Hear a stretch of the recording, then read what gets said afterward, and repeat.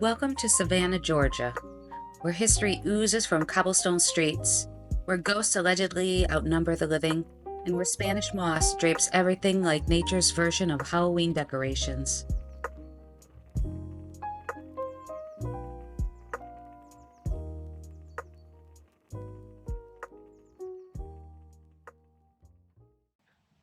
Scott, do you want to tell us a little bit about this historic park? 1999. This is Jeffrey L. Giraffe Jr. I got nothing. Yeah. On the end line for the rotary girder. Hi. Okay, Tom, let's go. You don't believe in ghosts? Spend the night in Savannah, between the battlefields of the Revolutionary and Civil Wars and yellow fever epidemics. It's like walking on one big, unmarked grave of an era that still lives and breathes all around you. Haunted houses, haunted restaurants, haunted everything. Even the trees are probably side-eyeing you after dark. I am a tree, a very special tree. Irish American, by the way. There you go. Mm-hmm. What Scott was trying to say, unlike other cities that were rearranged by the Civil War, Savannah was spared. General Sherman took one look at the beauty here and thought, let's not burn this one. So instead of ruins, we get beautiful architecture and a city that still likes to pretend it's in the 1800s. Follow this tour back here. Okay. Savannah's 22 squares make it one of the most walkable cities in the U.S., assuming you're okay with dodging ghost tours and trolley buses. Each square has a story, usually involving war or scandal or some guy named Oglethorpe. Established in 1733 by British General James Oglethorpe as a place of hope and refuge for Britain's poor. With almost 3 centuries of age, Savannah stands today as a living history, a place where remnants of the past and the present conditions come together in architecture, cuisine, culture, and tradition.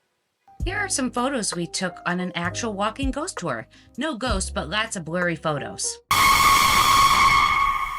Remember Forrest Gump's iconic bench? My mom always said life was like a box of chocolates.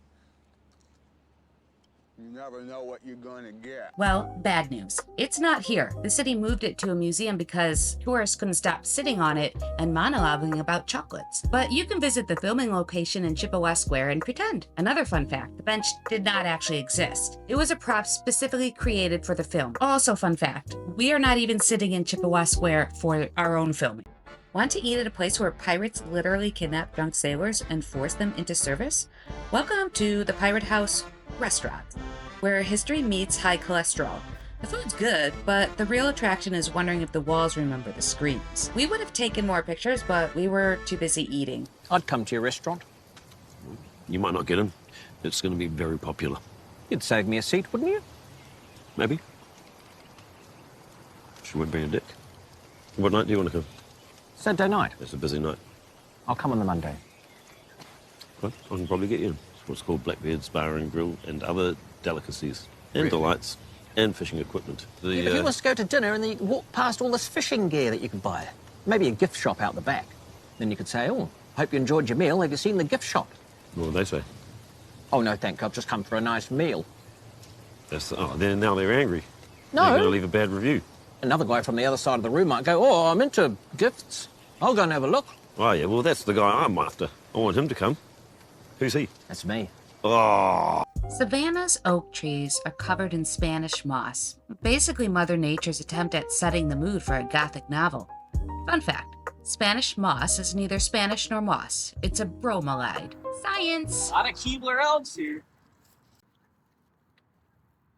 Footage shot with a hidden camera confirms the Keebler elves exist. Operating inside this hollow tree rather than a factory, the elves use elfin magic to make uncommonly good crackers and cookies. Speaking of novels, are you familiar with the book Midnight in the Garden of Good and Evil? This is the book that put Savannah on the map. Before this book, Savannah was just a charming southern town. Afterwards, it became the charming, mysterious, and murdery southern town. If you haven't read it, just know it involves eccentric millionaires, voodoo, and enough southern drama to fuel an entire soap opera.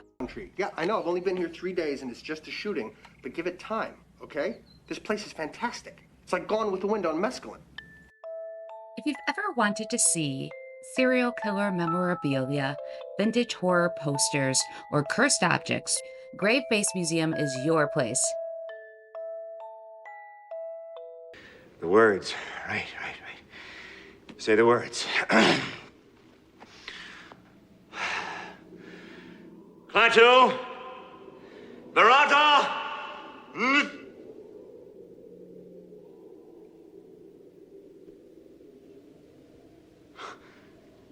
necktie, nectar, nickel. Noodle. It's an N-word. It's definitely an N-word. It was definitely an N-word.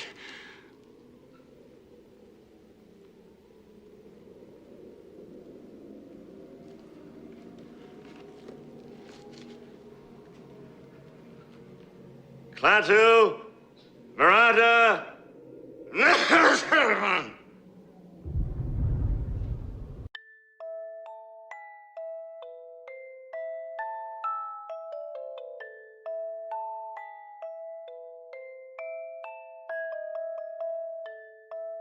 It's like if a true crime podcast in a Halloween store had a baby.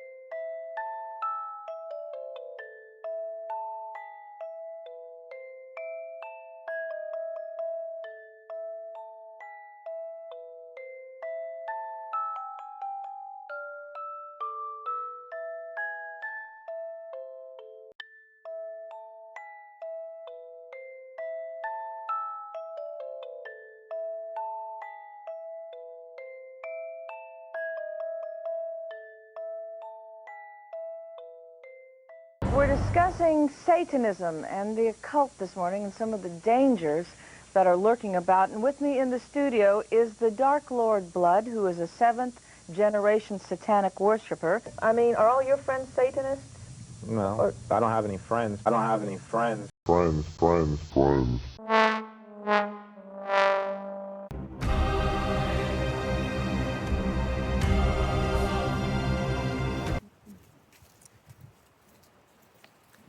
Fort McAllister State Park. Hiking on Red Bridge Trail? Red Bird Trail. Closer. Red Bud. Red Robin Trail. What is I it? just want to say Red Robin. Oh, Redbird Creek. Red Bird Creek Trail. Thanks. I don't read signs.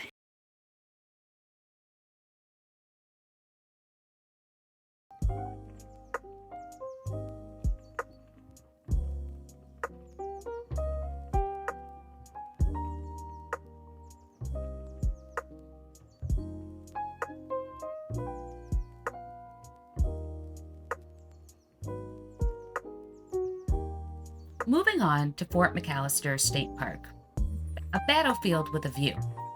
This fort saw some real action during the Civil War, but is now mostly a peaceful park where you can ponder history or just take your dog on a scenic walk while he has no idea he's stepping on history or snakes.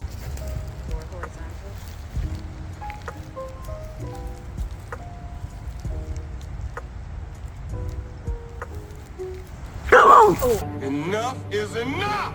I have had it with these monkey-fighting snakes on this Monday to Friday plane! Bryn.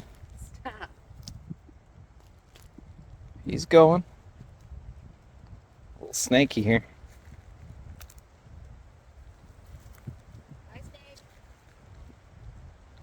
Speaking of dogs, Savannah is very dog friendly.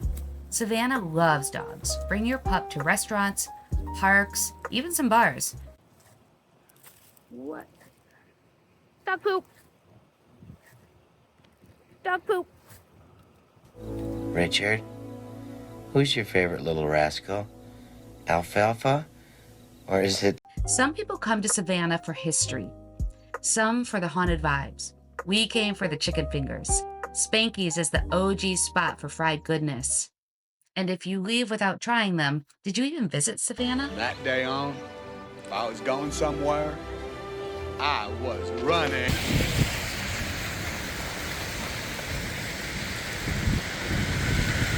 So there you have it. Savannah, a city where history, ghosts, and fried food collide in the most charming way possible. Come for the architecture, stay for the hauntings, and leave with a belly full of chicken fingers.